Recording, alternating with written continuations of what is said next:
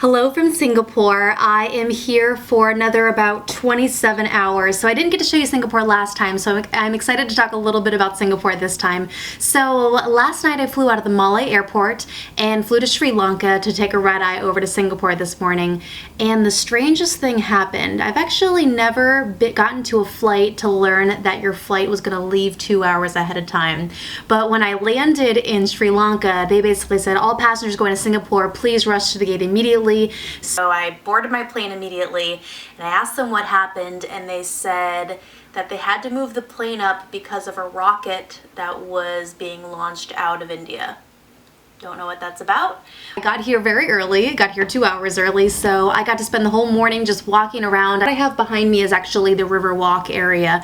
So lots of great restaurants, lots of malls. I think that's the biggest thing, that's the biggest shocker to me about Singapore, is that it seems like it's just mall connected to a mall, connected to shopping, connected to a mall, and another mall. So all I can find is basically just a lot of shopping. I'm not a big shopper, which is strange. I walked around, got lunch, and decided that I need to start working off the Maldivian diet that I was having, which was basically curry on curry on curry. So I went and took a yoga class, actually. I pride myself on being very mentally tough and physically fit, and it literally destroyed me. I think I could not have been sweating more in this yoga class. It was very intense, but I feel really good. And it reminded me of actually when I took a yoga class in Copenhagen, and it just really made me feel like I was at home or feeling like a local, walking down the street in my yoga gear, getting ready to go to class, maybe kind of feel like I lived in Singapore, which was a nice feeling. It's definitely a great city where I think it would be really great to live. You know, the people are very sophisticated, it's very organized, it's very clean. It's got this big city feel, but also it's quite small. Interesting place, and I'm really glad I've gotten to experience it. I've heard so many great things about Singapore. It really does remind me a lot of Hong Kong, which is one of my favorite cities, but much smaller. I would say a little bit cleaner, and just really, really great. Great food, great people. I would say the people are maybe just a little bit judgmental. Everybody is always dressed to the nines, and when you're walking around in yoga gear, everyone kind of looks at you like, okay. So basically felt like a huge slob walking to yoga. But other than that, really loving Singapore.